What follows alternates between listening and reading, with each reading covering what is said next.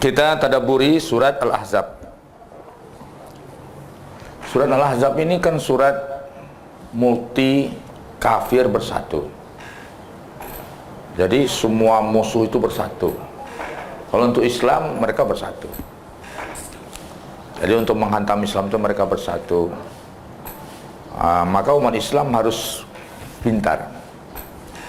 Nabi itu ini persatuan ini sifatnya politis.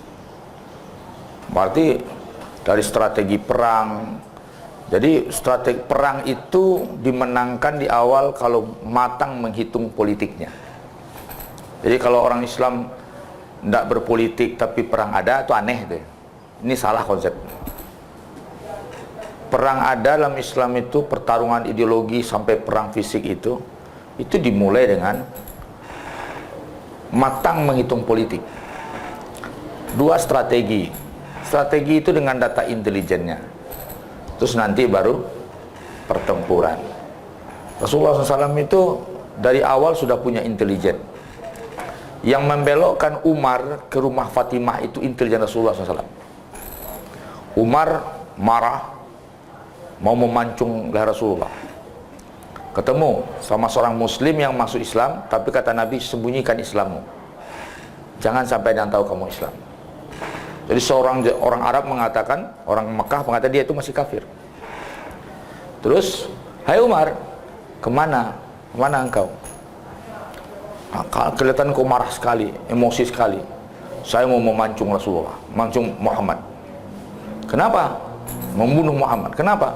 Karena dia membuat perpecahan, membuat kenyamanan sudah rusak, segala macam tuduhan-tuduhan diberi sampai kepada Umar. Dia berpikir kalau langsung dia ke rumah kepada Rasulullah, Rasulullah nggak siap. Dia butuh waktu untuk menginformasikan pada Rasulullah. Maka intelijen Rasulullah mengalihkan. Apa katanya? Hai Umar, bagaimana engkau mengatakan menyikapi Muhammad dengan kaumnya Bani Hashim? Apakah engkau tidak khawatir nanti permusuhan ini melebar kepada kaumnya, ke Bani Hashim, ke kelompok Abdul Muthalib? Terus kenapa engkau sibuk mengurus dia sementara adikmu dengan suaminya itu sudah masuk Islam, sudah mengikuti dia?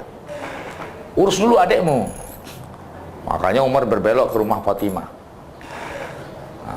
Apa benar adikku sudah masuk ikut dia? Iya, adikmu sudah ikut Fatimah dengan suaminya dan satu lagi keluargamu. Akhirnya Umar berbelok dengan emosi, biar ku urus, ku penggal leher adikku. Begitu emosinya Umar. Pergi dia, yang sahabat ini langsung ke Darul Arqam memberitahu Rasulullah. Maka sahabat siap semua menunggu Umar. Apa-apa yang terjadi sudah disiapkan. Jadi sudah ada sejak awal Nabi itu punya strategi. Kemudian Umar alhamdulillah dapat hidayah. Setelah dipukulnya adiknya, kemudian adiknya ini tidak pernah adiknya berani menantang dia kecuali ketika itu. Maka dia berpikir, kaget dia, adiknya sudah berdarah kepalanya, kena pukul sama Umar, ternyata nggak takut, malah nantang Umar. Terkejut dia. Akhirnya coba lihat aku mushaf itu, tidak bisa. Engkau belum mandi, tidak boleh dipegang kalau belum suci. Mandi dia. Setelah dibacanya, tersentuh hatinya, keluarlah saudaranya ini yang tadi sembunyi. Katanya, wahai Umar, kau terimalah Islam ini. Sesungguhnya aku dengar Rasulullah berdoa agar Islam ini dikuatkan dengan Abu Jahal dan engkau, wahai Umar. Oh, dia sudah tersanjung Umar. Jadi kalau orang Baga kok, ya disanjung cie, lunak tapak kaki yang. Kalau digertak, orang Baga itu. Nah, tapi disanjungnya dan dia tersentuh. Akhirnya dia sudah mau tunjukkan bawa aku ke tempat Rasulullah. Dia mau masuk Islam. Tapi kan sahabat Hamzah sudah siap. Hamzah ini eksekutor. Bagaimana ini Umar datang nih? Bagaimana ya Rasulullah? Dibuka? Buka kata Rasulullah. Ya Rasulullah, kalau dia berbuat jahat, ya kalian selesaikan. Kalau dia bisa diberikan pencerahan, itu bagus. Buka. Baru dibuka, langsung Hamzah dengan sigapnya menangkap Umar, terpelintir tangan Umar, terkunci sekali. Kok aduh lo nambah gak pada Umar Hamzah. Nah, terkunci sekali. Yang Umar kok nak lama lawan lainnya, bendera putih lah tegak dulu. Akhirnya masuk Islam. Jadi itu apa? Strategi Rasulullah Sallallahu Alaihi Wasallam. Kita aktivis sering kaku. Saya sampaikan beberapa kali.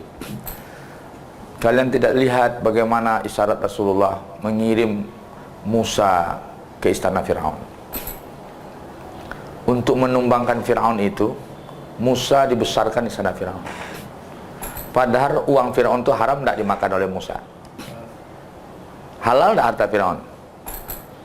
Haram. Tapi yang ini Musa, orang suci, dikirim ke istana Fir'aun karena ada sebuah misi. Dikirim, kenapa? Kan nggak mungkin kalau Musa orang desa untuk melawan istana. Siapa aja orang kampung itu aja. Itu kan levelnya nggak bisa. Tapi kalau sudah orang istana yang bicara, bisa belah dua itu kekuatan istana. Begitu. Jadi kita tidak bisa dengan tadi cara selama ini. Nah, kita memang harus jangan lari, hadapi. Musa dikirim ke istana Fir'aun. Yusuf dari jauh di luar kota Mesir dikirim ke Mesir, masuk ke istana sampai rajanya akhirnya bertauhid di tangan dia, Yusuf alaihissalam. Jadi memang kalau untuk melawan apa, naikkan dulu kelas kita walaupun berbonceng. Enak naikkan kelas awak lo baru berbonceng. Aiko yang di Karajon dek komunis, awak terkecoh sama. Jadi perlu kita berpikir cerdas. Baik, surat Al-Ahzab ini bersatunya musuh untuk mencederai umat Islam. A'udzubillahi minasyaitonirrajim. Bismillahirrahmanirrahim. Ya ayuhan nabi, hai nabi, ittaqillah. Apa lo bunyi itu? Nabi lo suruh bertakwa dan bahagia. Ya ayuhan nabi, ittaqillah. Apa itu maksudnya? Mantapkan ketakwaan, pastikan ketakwaan, tingkatkan ketakwaan, jaga ketakwaan. Bukan Nabi tidak bertakwa, tapi kunci ketakwaan itu. Ya ayuhan nabi ittaqillah. Kunci ketakwaan kamu itu, mantapkan ketakwaan kamu itu. Jangan ketakwaan kita itu bisa dinegosiasi orang lain. Apakah pragmatis kalau kita berstrategi? Tidak. Jangan salah paham. Orang pragmatis berdasarkan tujuan dunia itu pragmatis itu. Tapi kalau berstrategi, misinya takwa, jiwanya takwa, itu strategi. Musa menyimpan tauhid di dadanya. Dia ahli tauhid yang ada di istana Fir'aun. Ingat itu. Itu kata kunci itu. Musa itu bukan Fir'auniyah, bukan kelompok Fir'aun, tapi ahli tauhid yang ada di istana Fir'aun. Ashabul Kahfi ahli tauhid yang ada di kerajaan kaum mereka. Yusuf ahli tauhid di kerajaannya. Itu kata kunci. Bukan melacurkan. Artinya apa? Yang baku tauhid tidak boleh dilacurkan. Tetapi perkara muamalah siap dinegosiasikan. Kebijakan-kebijakan politik di konteks muamalah siap dinego. Itu fikih. Akidah tauhid tidak boleh negosiasi.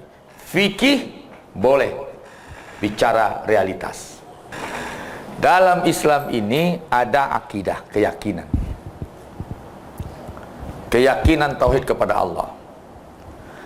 Perbuatan yang dilandaskan keyakinan dikomunikasikan dengan lapangan, dinegosiasikan dengan lapangan, itu fikih. Contohnya apa? Sholat itu wajib berwudu. Ya enggak? Wajib berwudu, wajib dengan air. Tapi kalau tidak ada air, itu negosiasinya. Itu fikih namanya itu. Itu fikih. Mengambil keputusan yang masih ada di luar, mengubah keputusan tetapi masih ada di coupling syariat yang tidak lari dari dasar syariat dan hal-hal yang memilih sifatnya, itu fikih. Maka Musa alaihissalam dia ahli tauhid, tapi dia bisa hidup besar di istana Firaun. Sehingga apa? Ketika Musa bicara, orang melihat dia orang istana. Dia orang istana. Kualitas omongannya tuh level istana. Tapi kalau Musa tadi di kampung, membangun ketokohannya, sekian tahun jadi Kapolresa, nanti ya umur 40 umur 50 Kapolres Negari baru Kapolres Jorong, umur 60 sampai camatnya mati lah. Itu dia. Maka ini strategi Allah. Maka harus ke istana, berdiri di level yang sama, dengan cakupan yang sama, dan bisa berbagi momentum. Ittaqillah, jaga ketakwaan. Wala tuti'il kafirina wal munafiqin. Jangan kau taati orang-orang kafir dan orang munafik. Artinya apa? Kita memang tidak boleh memberikan, ini adalah ketaatan itu kan kalau seandainya kekuasaan ada di tangan kafir dan munafik. Jadi kita harus real, jangan dianggap jangan mentaati itu ya kalau kita. Kekuasaan itu pertama, kapan kita bisa dikuasai? Kalau kekuasaan kita dipegang oleh kafir dan munafik. Larangan mentaati kafir dan munafik, larangan sekaligus konsekuensinya larangan memberikan kekuasaan kepada kafir dan itu dia.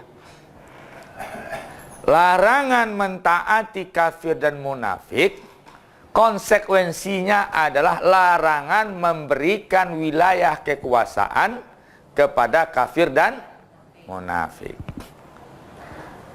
Terus itu yang pertama konsekuensinya. Yang kedua konsekuensinya, kalau kafir dan munafik yang berkuasa, maka larangan ini tuntutan untuk mengambil kekuasaan dari tangan kafir dan munafik. Itu perjuangan kita. Wajib. Kata Imam Malik dalam kitabnya, jika ada hak muslim yang tersandra di tangan orang kafir, tidak bisa mengambilnya kecuali dengan perang, maka muslim harus mengambilnya dengan perang. Jika ada hak muslim tersandra di tangan orang kafir, tidak bisa mengambilnya kecuali dengan perang, maka muslim harus mengambilnya dengan perang. Jadi jangan nanti dianggap terlalu sederhana. Jangan taati kafir. Ya Allah, kini tak paso bal ustaz. Bukan sekedar itu. Harus bergerak untuk dilarang kita memberikan kekuasaan, wajib kita mengambil kekuasaan, dan kemudian terakhir wajib kita komitmen dengan ketakwaan kita. Kalaupun terpaksa taat, bukan dari hati kita. Yang dimaafkan itu bil mukrah, terpaksa. Diharamkan mengucapkan kalimat kafir kecuali karena terpaksa. Diharamkan mentaati kafir dan munafik kecuali karena terpaksa. Itu dia. Jadi 4 hukum fikih di sini. Wala tuti'il kafirina wal munafiqina. Pertama adalah larangan kita mentaati kafir dan munafik. Kedua, wajib mengambil kekuasaan yang ada di tangan kafir dan munafik. Ketiga, wajib kita yang berkuasa untuk kafir dan munafik. Keempat, tidak boleh taat melainkan karena terpaksa. Yang keempat, tidak boleh taat melainkan karena terpaksa. 4 hukum fikih di sini. Kalau tidak terpaksa dengan ridho, sudah kena kita. Kena ayat ini. Jadi ini pesan. Kenapa pesan seperti ini? Karena ini gabungan ini ahzab, multi, munafik, kafir bersatu semua. Maka kekuatan mereka besar, umat Islam agak lemah, maka diingatkan oleh Allah. Bagaimana menghadapinya? Takwa harus dimantapkan. Kedua, jangan sampai kekuasaan jatuh ke tangan mereka. Ketiga, terakhir, kalaupun terpaksa taat, tidak boleh karena ridho, tetapi karena terpaksa. Mudah-mudahan ini pesan luar biasa dari Allah Subhanahu wa taala, ini kita paham. Innallaha kana aliman hakima. Jangan berpura-pura. Sesungguhnya Allah Maha mengetahui. Dulu orang yang berpura-pura kok. Ini nak tapassu Ustaz. Ada lah. Innallaha aliman hakima. Nya tapassu tapi berkilek kan yangnya.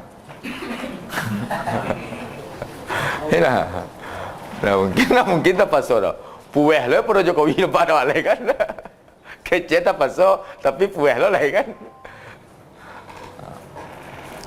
Nah, hati-hati. Innallaha kana aliman hakima. Allah tu Maha tahu.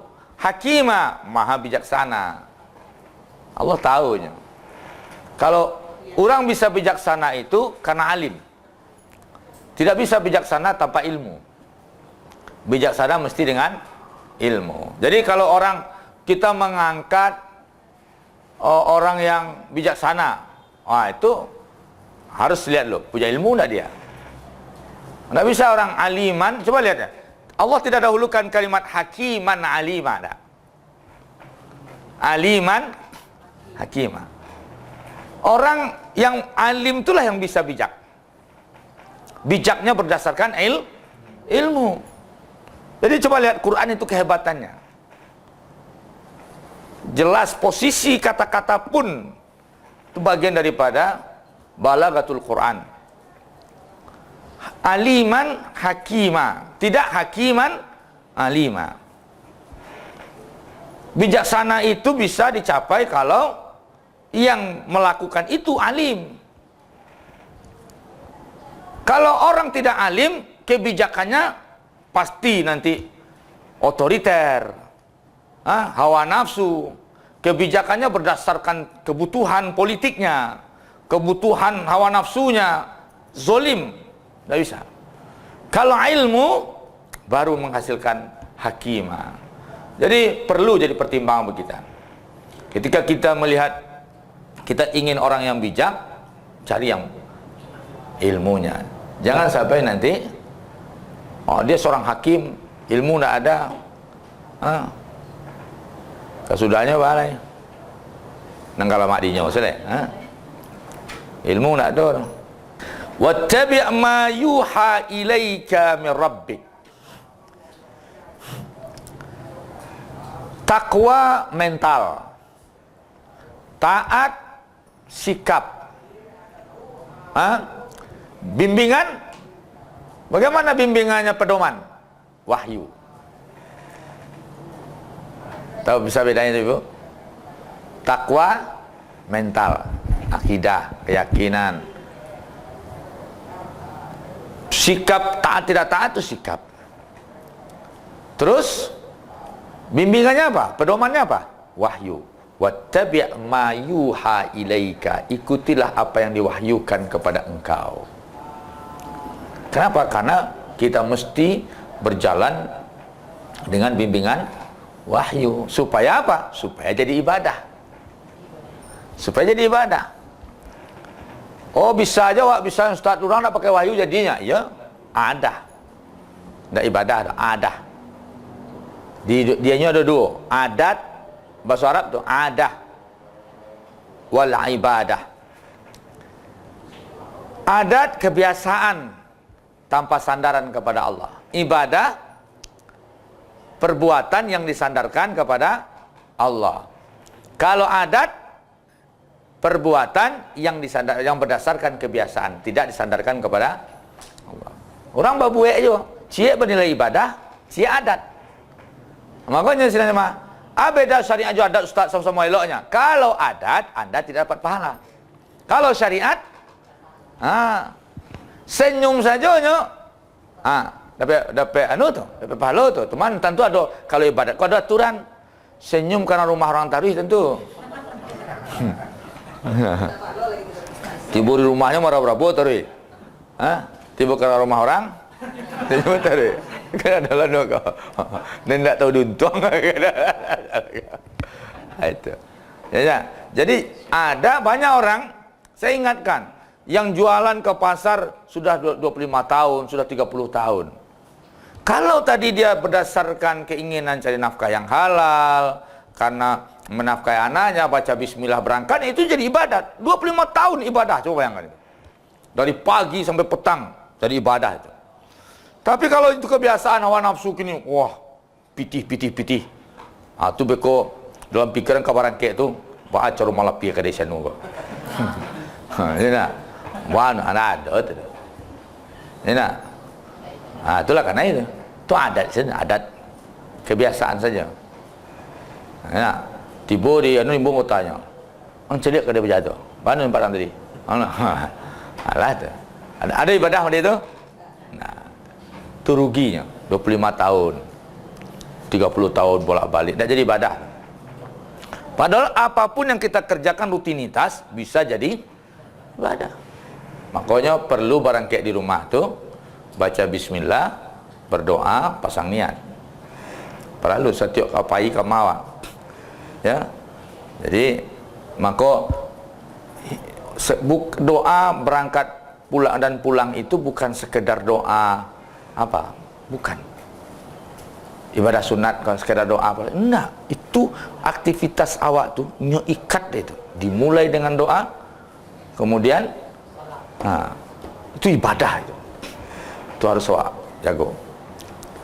Wattabi' ma yuha ilaika, ikuti apa yang diwahyukan kepadamu min rabbik, dari Rabb engkau. Betapa hebatnya bimbingan suci dari Allah Subhanahu wa ta'ala. Bimbingan suci. Kalau orang lain ya pedomannya buku-buku ekonomi, ya buku ini. Kayaknya enggak wahyu. Ustaz, apakah wahyu ini cukup untuk segala? Iya, mafaratna, tidak ada yang terabaikan. Fil kitab min syai' la. Sadonya ada. Lah lengkap. Maka fikih itu lah lengkap. Fikih itu ampe, kamu ingin ampe babnya, kitabnya atau babnya. Pertama ibadah, fikih ibadah, solat, haji, zakat, puasa, tambah jihad. 5. Ibadah kau mensukseskan hubungan dengan Allah. Urusannya Allah diatur di fikih ibadah. Fikih kedua, fikih muamalah. Muamalah kok urusan orang banyak. Perdagangan, perjanjian, muamalah, komunikasi sosial, interaksi sosial. Hablum minan nas. Hablum minallah, hablum minan nas. Yang kedua, ketiga, fikih ahwalus saksiyah, bab munakahat. Atau fikih usrah, fikih rumah tangga. Sukses rumah tangga aja fikih rumah tangga. Fikih muamalah sukses dengan masyarakat juga fikih muamalah. Ibadah sukses dengan ibadah kepada Allah, sukses dengan fikih ibadah. Lah 3. Terakhir fikih jinayat. Supaya jangan ada tindakan kriminalitas. Fikih kriminal. Nah, kalau masyarakat hubungan dengan Allah terjaga, dengan rumah tangga sukses, dengan masyarakat sukses, ada gangguan luar, itu jinayat. Antisipasi jinayat dengan fikih jinayat. Selesai. Islam rahmatan lil alamin. Tidak selesai sadonya, itu wahyu. Apa yang tidak ada? Ada sadonya. Sedangkan bazir saya yang istilah baru ada dalam Quran. Ya nak, sehingga keluarlah khutbah bazir. Berang orang apa tuh? Inilah satu-satunya ulama zaman sekarang yang mengatakan ada bazir dalam Al-Quran. Inilah nongok. Ya, memang istilah buzzer tidak ada. Tapi kan indikator, jadi dalam ayat ini, kalau tidak ada istilahnya, nanti indikatornya apa? Sama nak? Substansinya sama nak? Kalau sama, namo, sebab beda. Sama dengan minuman. Nabi memakai istilah khamar. Tidak ada khamar di Indonesia dah. Itu tidak ada minuman yang diharamkan jadinya. Ya nak? Khamar itu memabukkan. Substansinya apa? Memabukkan. Nah, kalau memabukkan, seluruh mereknya anggur orang tua, jamu anggur orang tua, tapi mabuk orangnya. Ya nak? Jamu anggur orang tua, whisky, segala macam. Itu kan nama-nama yang kamu beri nama, kata Nabi. Samaitumuha. Itu nama-nama yang kamu buat-buat. Substansinya apa? Substansinya khamar. Maka hukumnya haram. Buzzer itu apa? Orang yang suka menghina-hina Nabi, bikin propaganda, bikin hoax, ya, membangun image negatif. Itu yang kerjanya. Siapa dia? Itu dia. Dulu ada Aswad bin Abdul Aswad, ada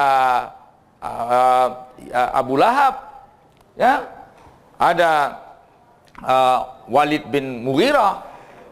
Itu bazar-bazar itu. Ada lagi Ubay bin Khalaf. Ubay bin Khalaf. Dalam khutbah kita sampaikan sekarang tampak Ubay bin Khalaf. Ubay bin Khalaf itu siapa? Kata Nabi, siapa yang meninggalkan sholatnya, man hafaza alaiha, siapa yang menjaga sholatnya, kanat lahu nuran wa burhanan, dia akan punya cahaya dan punya bukti nanti di akhirat. Wa najatan yaumal qiyamah, dan dia sukses selamat di hari kiamat.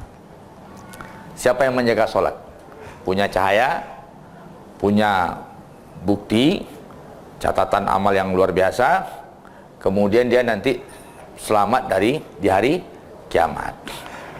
Wa man lam yuhaffiz 'alaiha, siapa yang tidak menjaga sholat, lam yakun lahu nurun, dia tidak punya cahaya, wa burhan, tidak punya burhan dan bukti. Kemudian dia nanti dikumpulkan bersama wa kana ma'a Harun ma Qarun, yaumul qiyamah nanti dia dikumpulkan dengan Qarun, Firaun, Haman dan Ubay bin Khalaf. Itu bahaya tidak sholat ini. Nanti dia dikumpulkan bersama 4 orang. Siapa? Qarun, Firaun, Haman, Ubay bin Khalaf. Siapa mereka yang 4 itu? Qarun cukong jahat. Qarun yang anti kepada Nabi Musa, kepada ulama.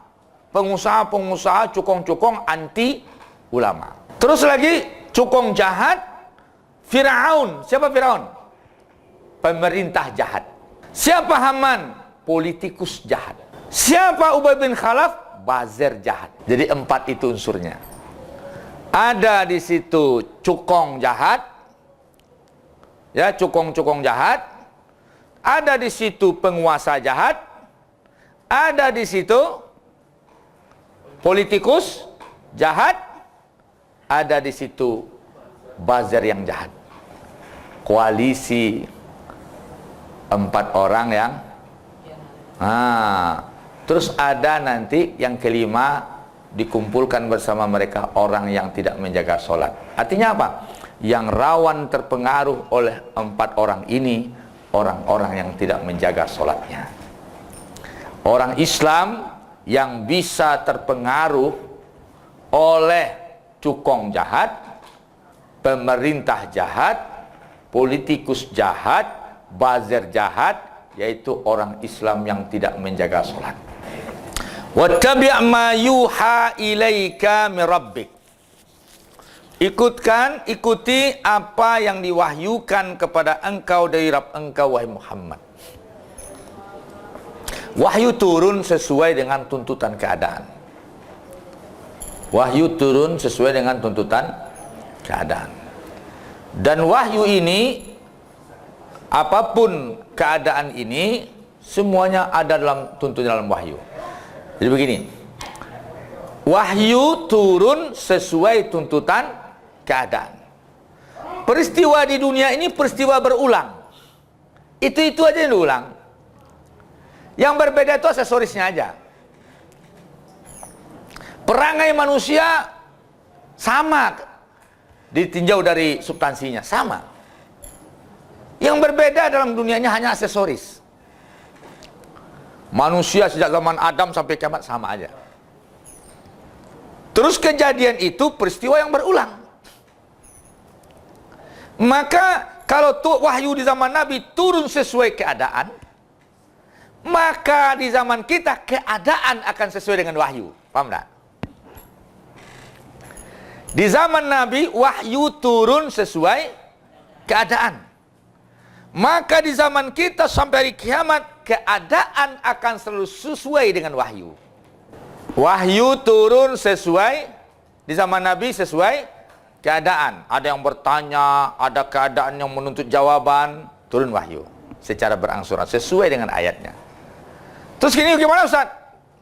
Karena wahyu tidak turun lagi, keadaan masih ada terus. Enggak. Keadaan kita akan selalu sesuai dengan wahyu. Ketika terjadi sebuah keadaan, rujuk kepada wahyu. Cari jawaban kepada wahyu. Apapun kasusnya, kasus politik pun ada pada wahyu. Ada pada wahyu. Semuanya ada. Maka dikatakan, kalaulah Al-Quran itu kandungan ilmunya dituliskan, diambil daun, diambil ranting seluruh kayu untuk penanya, air laut untuk tintanya, maka tidak akan bisa. Sudah habis air laut berulang-ulang, ilmu Allah yang ada pada Quran tidak akan terselesaikan. Jadi ini luar biasa. Kenapa? Karena Al-Quran itu sangat banyak kandungan yang sesuai dengan keadaan kita. Jadi di sini dikatakan, jadi apapun dalam masalah hidup kita mesti wajib berpedoman kepada wahyu. Maka dikatakan oleh Nabi, taraktu fikum amrain, aku tinggalkan pada kalian dua pedoman. Kata Nabi apa? Taraktu fikum amraini, aku tinggalkan kepadamu dua pedoman. Ma intamasaktum bihima, selama kalian berpegang dengan dua perkara itu, dua pedoman itu, lan tadillu abada, kalian tidak akan pernah sesat selamanya. Itu jaminan itu. Jaminan. Selagi berpegang teguh dengan Al-Quran dan Sunnah, tidak akan tersesat selamanya. Maksudnya apa? Di dunia dan di akhirat. Tidak tersesat di dunia dan tidak tersesat di akhirat. Dan beko di akhirat tasasek kah? Surga alhamdulillah. Kok bisa ada status tersesat ke surga? Dijawab dia komentator, surga bukan tempat orang tersesat. Jadi tersesat ke neraka, dahsyat itu. Nah, di seluruh kitab hanya bisa bicara dalam konteks dunia. Tidak ada kitab yang mengantarkan orang sukses di akhirat kecuali Al-Quran. Kecuali Al-Quran wahyu. Maka inilah pentingnya kita berpedoman kepada wahyu. Innallaha kana bima ta'maluna khabira. Isyarat ittabi', apa maksud ikuti wahyu? Maksudnya ada beberapa hal. Pertama, pahami wahyu. Pertama apa? Pahami wahyu. Ilmui wahyu itu. Dibaca, kewajiban kepada Quran itu 5. Belajar membacanya,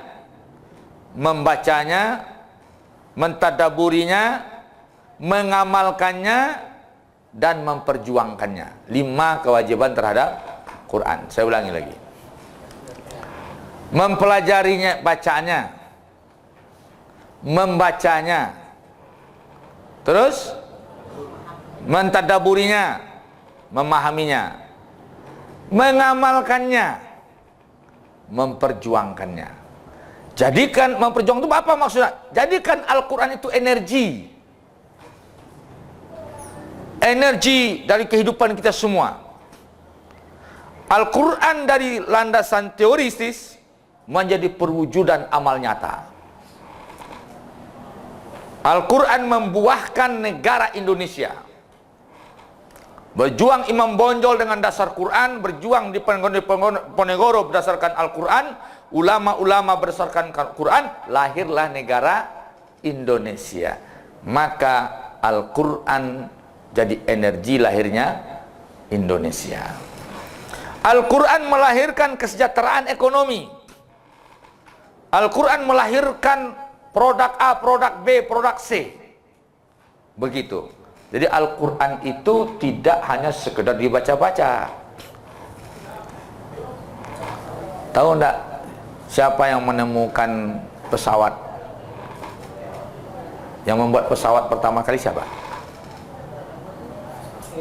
Ibnu Firnas. Orang Muslim. Ibnu Firnas. Dari kisah Isra dan Mi'raj. Itu orang Qurani. Semua ahli sains itu, teknologi ini, itu diproduk oleh orang Islam.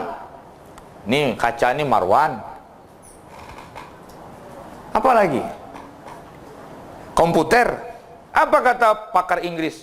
Kalau tidaklah ada kaum Arab, kaum Islam yang muncul dengan teori algoritmanya, kita tidak punya komputer hari ini. Orang Islam. Orang Barat mentok jo huruf siapa salahnya? Huruf Romawi. Kalau 1 garis C, kalau 3 garis 3, 5 cangkuk kate, 10 silang. Cuba buat 15 miliar. Bara silangnya kau jauh tu. Tiba di pasar raya. Balok ke mana tu? Tak bisa. Datang Khawarizmi. Dibuatlah angka Latin 1, 2, 3. Dan keluar angka kosongnya. Itu orang Islam. Dah angka Latin tu. 1, 2, 3 tu kecil angka Latin tak. Orang Islam punya tu. Khawarizmi yang menemukan tu. Jadi alhamdulillah. Kecerdasan. Kenapa? Itu generasi Quran. Cerdas. Al-Quran jadi energi. Pakar bedah kedokteran Ibnu Sina, Salahuddin Al-Ayyubi, jenderal umat Islam yang membebaskan Palestina, itu ahli bedah, dokter ahli bedah, luar biasa. Terkenal dengan sikap luar biasanya. Malam pasukan Islam di posnya, pasukan kafir di posnya. Ya, ketika itu jenderal kafirnya sakit, diam-diam datang dia mengobati. Betul, melawan orang sakit kan lama. Itu lo jantannya di ubeknya tuh. Ini balik dia, besok parang pergi. Itu Salahuddin Al-Ayyubi. Ya, dia gelarnya Sakar. Sakar itu raja wali. Raja wali umat Islam. Kalau di Indonesia Garuda.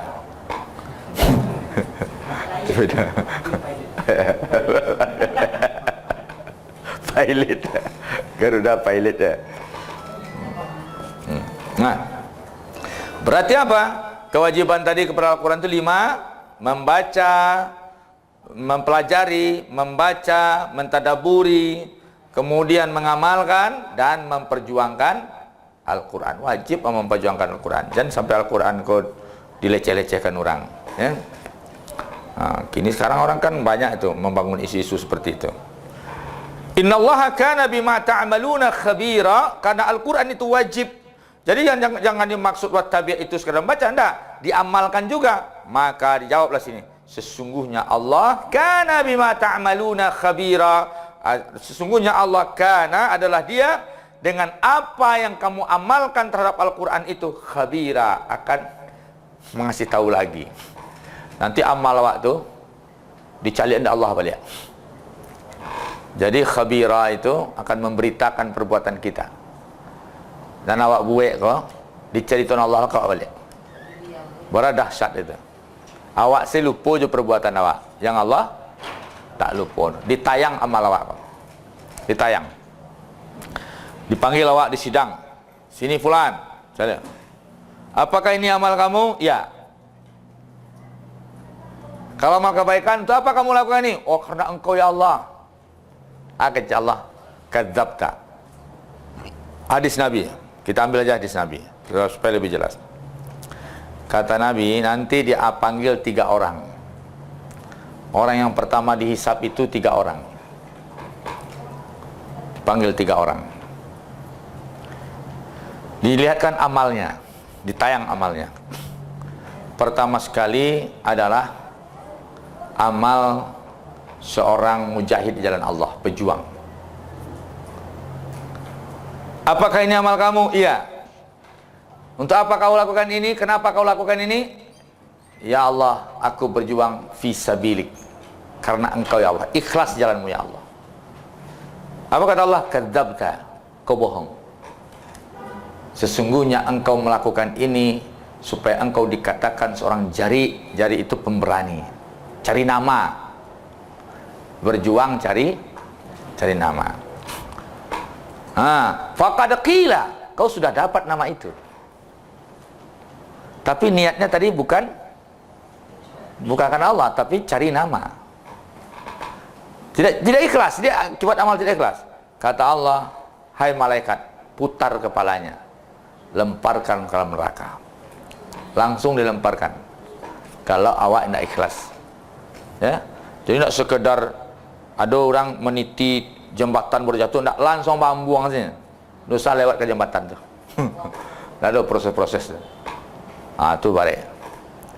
Seret dia, lemparkan ke neraka. Terus diambil orang kedua, dermawan. Naik, tayang. Ini amal kamu? Iya. Kenapa kau lakukan? Saya, ya Allah, tidak ada kesempatan untuk berinfak, melainkan saya dermakan harta saya. Kadzabta, kau bohong. Itu bukan karena fisabilillah, tapi supaya dikatakan engkau ini jawad, seorang orang dermawan. Faqad qila, kau sudah dapat. Kau sudah dapat. Kalau dah ikhlas awak, ya, sekali itu dapat. Hai malaikat, seret dia, lemparkan ke neraka. Diambil orang ketiga, seorang ulama. Kau nanti awak lo kau. Ya. Panggil ulamanya, sini, seorang alim. Dilihat, dia ahli Quran. Dilihatkan amalnya, baca Quran segala macam. Untuk apa kau lakukan ini? Karena engkau ya Allah. Kadzabta, kau bohong. Kau lakukan itu supaya dikatakan seorang alim. Kau supaya dikatakan seorang alim, seorang ilmuwan, seorang hebat. Terus, sungguh kau sudah dapat gelar itu. Oh, kamu hebat, orang menyanjungmu, ya, sudah dapat. Itu takut awak cari selera orang, wah. Enak. Awak cari selera orang banyak, wah. Tidak ada. Supaya kau dikatakan hebat, supaya kau diakui kealimanmu, kau bohong. Hai malaikat, seret dia, lemparkan ke neraka. Jadi ada 3 orang contoh. Artinya apa kesimpulannya? Amal-amal kita itu nanti ditayang, dikonfirmasi ke kita lagi, dikonfirmasi amal kita ke kita, apapun perbuatan kita. Jadi Allah tidak lupa, bahkan punya tayangan. Kalau kita bohong setelah dikonfirmasi, Allah tahu, kadzabta, maka dilempar ke dalam neraka jahanam. Hati-hati, sidang jemaah yang dirahmati Allah, jangan sampai nanti kita merasa sukses di dunia, ujungnya neraka. Ya. Jadi seluruh amal ta'maluna khabira artinya dikonfirmasi oleh Allah Subhanahu wa taala. Apapun dari kecil, perkara uang, perkara perbuatan, perkara sikap, perkara keputusan, ya, apapun akan dikonfirmasi dan kita tidak bisa mengelak dengan keputusan-keputusan yang dilakukan oleh Allah Subhanahu wa taala. Dan tidak ada pembelaan. Tidak ada pembelaan. Kita cerita sedikit tentang muflis. Banyak nanti fenomenanya ada yang muflis. Muflis itu bangkrut, pailit. Datang ke akhirat bawa pahala sholat, pahala haji, pahala zakat, banyak pahalanya. Tapi kejahatannya luar biasa. Jadi kalau seorang pemimpin mestinya menangis dia.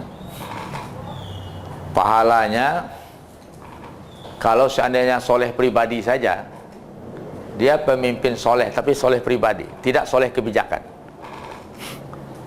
Soleh pribadi, pahala soleh pribadi nanti berbanding dengan dosa kebijakan, itu akan dilahapnya, tidak tertebus oleh soleh pribadi. Karena kebijakan itu menyangkut ribuan dan jutaan manusia. Nah, nanti orang yang datang membawa pahala-pahala yang banyak itu, pahala sholatnya, pahala zakatnya, kesolehan pribadinya. Kemudian ketika itu datang di pengadilan, datang orang nuntut, ya Allah, dia pernah melukai aku begini-begini. Semua orang menuntut dia, diambillah pahala dia ini, ditebuskan kepada kesalahan, diberikan kepada korbannya. Pahala dia ini dibagikan kepada korbannya sebagai tebusan.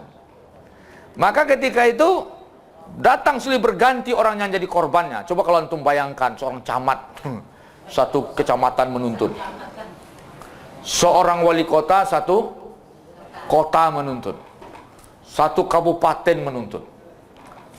Nak kabih ya lo. Nama ambo tercatat di BLT. Bako pitih nak tiba dah mau kan. Bako nak tiba-tiba pitihnya. Ya. Enak. Menteri Agama memotong 100.000. Enak. Memotong dana pendidikan 100.000. Itu nanti seluruh siswa se-Indonesia akan meminta itu. Paniang Menteri Agamanya itu. Bayar dengan pahala. Nanti dibayar dengan pahala, bukan dengan rupiah. Hari ini Anda mengambil rupiah, besok gantinya dengan pahala. Rupiah yang Anda ambil, coba bayangkan banding gini. Rupiah yang Anda ambil, dosanya kalau 100.000, 100.000 dosanya. Itu yang Anda dapat dosa. Yang Anda bayar pahala bukan dari itu. Coba Anda kena dua kenanya. Dari yang Anda ambil jadi dosa. Satu item dosa. Sementara Anda menggantinya dengan pahala lain. Berarti dosa Anda bertambah, pahala Anda dikurangi. Nah, paham tak tuh? Dua item ya. Kesalahan di dunia ini menebusnya nanti dosa ditambah, pahala dikurangi. Bukan seperti uang. Di dunia ini Anda ambil uang 100.000, orang minta ganti, Anda kasihkan 100.000, jadi impas. Paham tak maksudnya? Tapi kalau di akhirat nanti Anda ambil 100.000, dapat dosa 100.000, dosa bertambah 100.000. Pahala yang dapat dari yang jadi tabungan Anda dari perbuatan baik yang lain dikurangi nanti, jadi 200.000 kerugian. Jadi rugi 2 item, 2 kali lipat. Itu bahayanya. 2 kali lipat. Maka orang yang muflis itu diambil pahalanya, diberikan kepada orang, akhirnya sudah habis pahalanya, masih ada yang nuntut. Minus, masih ada yang nuntut. Akhirnya gimana? Diambillah dosa orang itu, diberikan kepada dia. Hadis Tirmizi. Maka ada dosa zina diberikan kepada dia, zinanya bukan dia yang menikmati. Ada dosa korupsi orang diberikan kepada dia, padahal korupsinya dia bukan dia menikmati. Ada dosa narkoba orang lain diberikan kepada, numpuk semua dosa, dosa zina, dosa narkoba, dosa judi, dosa segala macam, dia yang punya, numpuk. Maka akhirnya dilemparkan ke dalam neraka. Itu yang namanya muflis, bangkrut. Atadruna manil muflis, kata Nabi. Tahukah kalian siapa yang bangkrut? Jawab oleh sahabat, al muflisu fina, orang yang muflis di antara kami itu man la dirhamala wala mata', yaitu orang yang tidak punya uang 1 dirham pun, juga tidak punya bekal apapun. Kata Nabi bukan itu. Al muflisu fi ummati, seorang yang muflis di antara umatku, mayati bis shalah, datang dengan dosa, dengan pahala salat, pahala zakat, pahala, tetapi dia datang juga dengan perbuatan dosa, katsata mahaza, menuding orang, memukul orang, menyakiti orang, menzolimi orang. Nah, kebijakan-kebijakan kezolimannya, akhirnya nanti disidang dia. Dia ambil pahalanya, diserahkan kepada korbannya. Ketika pahalanya sudah habis, korbannya nuntut, dia ambil dosa korbannya, dikumpulkan kepada dia. Maka dia muflis. Hati-hati, ya, bahaya. Nah, untuk itu kita memang hati-hati. Ini lebih berat fenomenanya. Orang merasa banyak amal, kan ada itu. Di dalamnya pitih kok agak sekian miliar. Di buat mau solat je. Tunjuk pergi kaji lah, tunjuk sosial kan mana. Ya. Apa istilahnya? Robin Hood ya, Robin Hood. Dia nanti dia tebar kebaikan. Aset lah di Balinya, di Kalimantan, di mana-mana. Di Sikonyo soleh. Dapat dilapinya 10 M, diseraknya 1 M. Pak Haji lah soleh barangnya. Nyumus haji segini lah. Haji sini. Sudah tu? Sudah tu balai? Muflis. Hati. Hidup kau. Ya, hidup kau nak lama dah. Yang kau apun hidup kau? Untuk awak melakukan itu, untuk selero, aku saja kopi sekarek, jujungannya. Puta-puta selero aku, tiba di Malaysia, tiba di Mesir, kamu-kamu, kau jujungannya. Ini nak? Ya, dalam bergulur. Kopi kalek, kau sabar nak kalek kau bu? Ini nak, semakin pangopi awak, kau bukan semakin suka gula. Semakin model itulah. Banyak piti awak bila mau sabu, banyaknya piti awak. Enak. Banyak makan banyak-banyak. Setahun bisa makan banyak. Timbul gula, timbul kolesterol. Akibat timbul gula kolesterol kau, makan hati lah kau. Tekan perasaan ujung kau. Bako sampai gula jual tekan perasaan. Beko di rumah makan wak jual nak menantu wak rami-rami. Hidangan mewah. Ya, rekening awak. Piti awak. Kau kepala kambing. Kau apa? Awak duduk mengegeges tu. Nasi bertimbang. Coba. Dicibola maresia kepala kambing kau. Papa. Nak boleh tak pak? Doktor. Nak boleh awak dah. Jawab kau nak boleh tak? Piti awak dipunahnya tiap hari. Itu bukan sekali itu. Sampai mati awak kepada itu. Jadi lah penyakit tu baca lah. Sakit hati awak lah. Itu mengatakan perasaan awak. Rekening awak dipupuahnya. Sementara. Jadi itu dahsyatnya.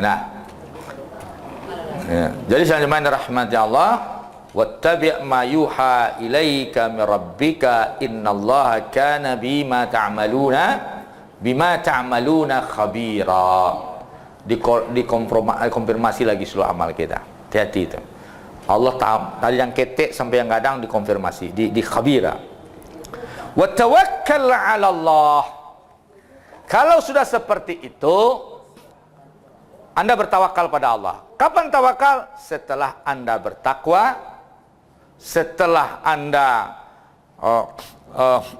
membebaskan diri dari cengkraman kaum kafir munafik, kemudian setelah Anda ikut wahyu, berbuat, ikut wahyu, komitmen dengan wahyu, jaga amal-amal yang akan dikonfirmasi kepada kita, baru kita tawakal ala Allah. Wak buek dulu, beramal dulu, baru tawakal. Nah, mana dulu siko ayat amal perlu ayat tawakal? Ayat tawakal kok ayat 3. Ayat amal kok ayat 2. Ya udah enggak, tawakal dulu baru beramal. Kalau sudah enggak dia beramalnya tawakal. Bakok lalu karena tawakal ala Allah. Ya, enggak bisa, ada berang Umar. Kata Umar, bangkit kalian, bekerja kalian, karena langit tidak menurunkan hujan emas. Enggak ada. Nampaknya awaknya orang rumahnya sibuk nanya tawakal. Iya, nampak tiang keluar pagi fantasiru fil ard. Nampak tiang lakukan sunnahnya. Ado si rezeki itu bekonya. Ya nak, jangan cameh awak jual rezeki kau. Masa awak kalah dek caciang? Caciang tu dalam tanah bu, ndak membawa cangku ada. Ya nak, sudahlah, ndak pakai tulang di dalam tanah, ndak pakai cangku. Kalau awak dia ke tugas mau dia tu stres awak tu.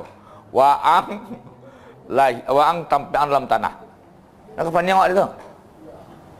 Tapi caciang tu pertama ndak pernah stres, tetap berkembang biak, tetap sehat. Cacing tak pernah masuk rumah sakit dah. Kedinginan, sehat cacing. Ya nak? Kenapa? Karena dia selalu bergerak. Jadi hidup itu selalu bergerak. Bergerak. Jalan tadi. Ado sebeko tu. Allah akan datangkan. Allah datangkan ide, Allah datangkan kesempatan. Jangan khawatir. Wa kafa billahi wakila. Cukup bagi kalian Allah sebagai wakil, tempat bertawakal. Jadi tawakal ku kasih ke Allah, jangan ke orang. Paham tak? Jangan tawakal pada orang, tawakalnya pada maka jangan antum serahkan urusan antum pada orang lain. Itu maksudnya. Yang kewajiban awak jangan awak tawakalkan ke orang. Yang urusan awak jangan awak tawakalkan. Tawakal itu kepada Allah yang mengarajuan awak. Eksekusinya tidak boleh ditawakalkan kepada orang. Wa kafa billahi wakila. Cukup bagi Allah tempat tawakal. Cukup bagimu Allah tempat bertawakal. Jangan jadikan nanti tawakal awak kok kepada orang. Awak yang mengarajuan. Maka kata Nabi, kun abiris sabil. Jadilah seperti orang yang mengembara, tidak berhenti, tidak bermenung, berjalan terus. Siapa yang berada di waktu sore, amal sore jangan tunggu pagi, amal pagi jangan tunggu sore. Karajuan terus jalan. Yang bisa harus, artinya apa? Ini produktif. Islam mensupport untuk produktif. Bahkan kalau kata Nabi, kiamat hari-hari Jumat, hari itu hari kiamat, di tanganmu ada satu biji bibit, tanam juga di hari itu. Jadi harus produktif, walaupun itu dari kiamat. Nah, kemungkinan mengapa ditanam kok? Lagi kiamat lah, nak tanam. Enak. Hari itu hari kiamat. Sementara di tanganmu ada satu biji, tanam juga di hari itu. Pakailah prinsip-prinsip ini, yakin, bertakwa, ikuti wasiat Allah. Ini wasiat Allah kepada Nabi, ya ayuhan Nabi, wahai Nabi. Ini wasiat Allah kepada Nabi. Dan wasiat ini mahal untuk kita. Ya, dan terbukti 23 tahun dengan wasiat ini Nabi sukses. 23 tahun. Umat Islam Indonesia, Allah berapa tahun mereka? 76 tahun, indah aja sukses-sukses dah. Nabi 23 tahun dari titik nol, dari satu orang dia yang beriman. 23 tahun nyukuasai Jazirah Arab, Makkah, Madinah sampai Syam. Kemudian zaman Umar, Abu Bakar, Umar, sampai dari zaman kenabian itu sekitar 30 tahun lebih kurang. runtuh Parsi dan Roma. Dia kuasai Parsi dan 30 tahun umur Islam itu sudah menguasai Parsi dan Roma. Dua negara besar, Parsi dan Roma. Oh, cerita modern, politikus, namanya peradaban, lah habisnya guluangnya. Alun dulu cerita peradaban Parsi dan Roma itu. Banyak buku teori, habisnya. Islam kan, kalau sungguh-sungguh memegang Islam, dah ada cerita banyak orang sudah. Orang tu baca cerita di koran-koran situ, tak ada. Main Quran.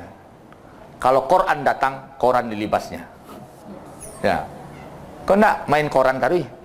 Cerita tu. Jadi jangan aja itu orang tu. Komitmen dengan Al-Quran. Ini wasiat mahal dari Allah untuk menghadapi Al-Ahzab. Musuh besar. Bagaimana Allah mewasiatkan Nabi ketika Nabi berhadapan dengan musuh besar? Maka pelajari surat Al-Ahzab, ya. Nanti akan ada nih bagaimana. Jadi ayat Qudwah itu, Rasul sebagai laqad kana lakum fi rasulillahi uswatun hasanatun itu, liman kana yarjullah wal yaumal akhir wa zakarallaha katsira, itu surat Al-Ahzab ayat 21. Jadi pesan itu sebenarnya intinya mempedomani Rasulullah dalam menghadapi musuh besar. Ini juga, tapi kok kan orang konotasinya akhlak sadanya kok. Kok konteknya konteks perseteruan, uswah hasanah itu. Tapi dalam kajian akhlak Rasulullah, uswatun hasanah dalam bidang akhlak tadi ini. Nabi diludahi orang, dimaafkan. Tadi mau itu. Padahal itu ayat kok turun di Ahzab 21. Konteks perang. Konteks perjuangan. Uswah untuk perjuangan, bukan uswah untuk sabar diludahi. Kau salah paham kau. Banyak orang salah paham dari ayat kau. Kau letaknya 21. Ya. Apa ayat berikutnya? Walamma ra'al mu'minuna al-ahzaba, ketika orang mukmin melihat multinasional, multi kafir. Qalu, mereka berkata, hadzal ladzi ma wa'adana Allah wa rasuluhu. Ini yang dijanjikan Allah dan Rasulnya. Ini konteksnya qudwah, uswah dalam perjuangan dan kebangkitan, bukan sabar dan mengalah, bukan sabar dan, jadi kontraproduktif yang disampaikan banyak oleh para mubalik. Mungkin sudah jam 12:01, kita cukupkan, mudah-mudahan bermanfaat.